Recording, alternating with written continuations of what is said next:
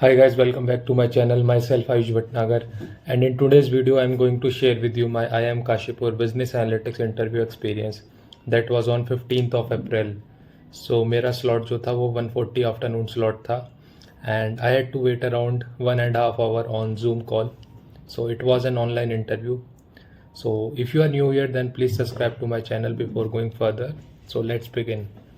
सो मेरा इंटरव्यू जो था आफ्टरनून स्लॉट में था and in my panel there are 2 male panelist. So पहला क्वेश्चन जो पहला मेल पैनलिस्ट मेरे से पूछते हैं वो ये होता है कि about my certifications. So form fill करते टाइम मैंने कुछ सर्टिफिकेशंस ऐड करे थे अपने, मेरे extra curricular certificate and my GATE score card जो मैंने गेट दिया था 2023 में, उसका मैंने स्कोर कार्ड लगाया था. तो पहला वो क्वेश्चन पूछते हैं कि तुम्हारा ये गेट में 2512 रैंक है, 2512 इन एक्सी. तो ये एक्सी क्या होता है? GATE XE. तो मैंने कहा सर एक्सी होता है engineering sciences, GATE engineering sciences में मेरा इतना रैंक था. तो फिर उन्होंने पूछा तुमने मैकेनिकल से क्यों नहीं दिया? तो मैंने कहा सर मैंने मैकेनिकल से दिया था एंड मैकेनिकल में जॉब रेस्ट्रिक्शंस सिनेरियो चल रहा है इस टाइम मार्केट में, पब्लिक सेक्टर जॉब्स में. तो that's why I switch from GATE to cat.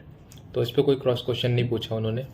Then उन्होंने सेकंड क्वेश्चन पूछा कि मैंने एक और सर्टिफिकेट ऐड किया था मेरे फैशन शो का जिसमें मेरी 3rd रैंक थी. तो उन्होंने बोला कि you secured 3rd rank in fashion show, तो आपकी 1st और 2nd रैंक क्यों नहीं आई?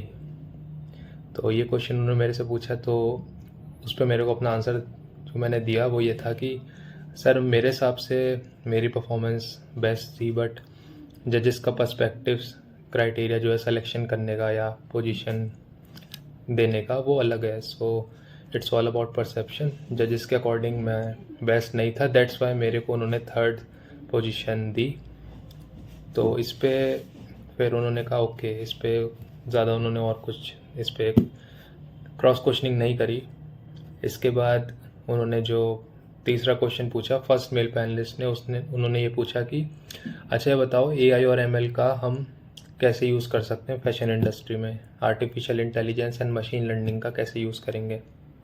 तो मैंने उन्हें बताया सर जो फैशन डिज़ाइनर्स होते हैं वो डिफरेंट टाइप्स के फैशन डिज़ाइन जो करते हैं वो किसी सॉफ्टवेयर के ऊपर करते हैं. मेरे को सॉफ्टवेयर का एग्जैक्ट नाम नहीं याद है बट तो उसमें AI ML की एल्गोरिथम काम करती हैं. जैसे बॉलीवुड में मनीष मल्होत्रा है, वो बॉलीवुड सेलिब्रिटीज़ के लिए फैशन डिज़ाइनर का काम करता है, डिफरेंट उनके अटायर देता है डिफरेंट इवेंट्स के लिए. तो एक पर्टिकुलर क्लोथ अटायर के लिए डिफरेंट स्टाइल कैसे प्रोड्यूस कर सकते हैं हम, वो AI ML की एल्गोरिथम उसके पीछे काम करती हैं उन सॉफ्टवेयर्स पे. उससे हमें डिफरेंट स्टाइल्स मिलते हैं और उसके बेसिस पे मनीष मल्होत्रा या जो भी फैशन डिज़ाइनर है वो बनाता है. तो ये उन्होंने बस फर्स्ट पैनलिस्ट ने मेरे से इतना पूछा था.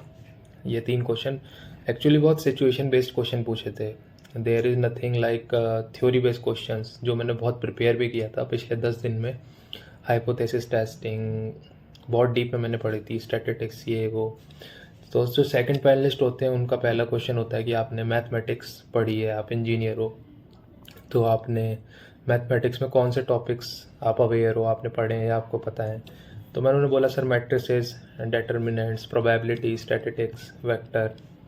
तो उन्होंने कहा ओके आपने स्टैटिस्टिक्स पढ़ी है, उसमें आपने मीन मीडियन मोड पढ़ा होगा, सेंट्रल टेंडेंसी के 3 तरीके होते हैं कैलकुलेशन के लिए. मैंने कहा हाँ सर मैंने पढ़ा है. तो उन्होंने मेरे से उस पर जो क्वेश्चन पूछा वो ये था कि अच्छा आप हमें बताओ कि हम मीन कहाँ यूज़ नहीं कर सकते. तो मैंने उन्हें एक एग्जांपल से समझाया. मैंने बोला sir can I explain you with some examples. तो उन्होंने कहा या श्योर गो हेड. तो मैंने कहा सर फॉर सपोज एक क्लास है उसमें 4 बच्चे हैं, ओके. उनके मार्क्स हैं, एक के हैं 10, 20, 30 एंड 40. और क्राइटेरिया ये है कि अगर क्लास का मीन मोर देन 30 होगा तभी हम जिस बच्चे के सबसे कम मार्क्स हैं उसके लिए एक्स्ट्रा क्लास करवाएंगे, ओके. सो इन चारों बच्चों का अगर मैं मीन निकालता हूँ 10, 20, 30, 40 तो वो आता है 25 विच इज़ लेस देन 30. तो हम एक्स्ट्रा क्लास नहीं करवा पाएंगे उस बच्चे के लिए जिसके सबसे कम मार्क्स हैं, दैट इज़ जिसके 10 मार्क्स हैं, ओके.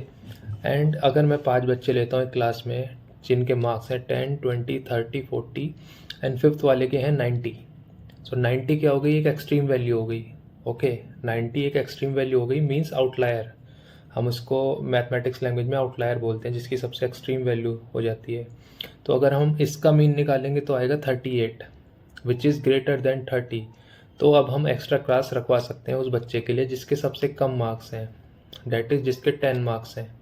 सो यहाँ पर हम मीडियन का यूज़ करेंगे ऐसे केस में, क्योंकि यहाँ पर मीन जो होगा वो डिसएडवांटेज होगा हमारे लिए। तो मैंने ये उन्हें एक्सप्लेनेशन दी और वो सेटिस्फाई थे, उन्हें अच्छा लगा मेरा आंसर, उन्होंने कहा गुड, नाइस।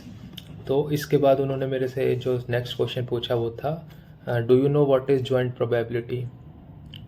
उन्होंने बोला कि अगर मान लो दो इंडिपेंडेंट इवेंट्स हैं ए एंड बी, एंड एक की प्रोबेबिलिटी हम डिनोट कर रहे हैं पी ए से और दूसरे की प्रोबेबिलिटी डिनोट कर रहे हैं पी बी से, तो हम इसकी जॉइंट प्रोबेबिलिटी कैसे कैलकुलेट करेंगे।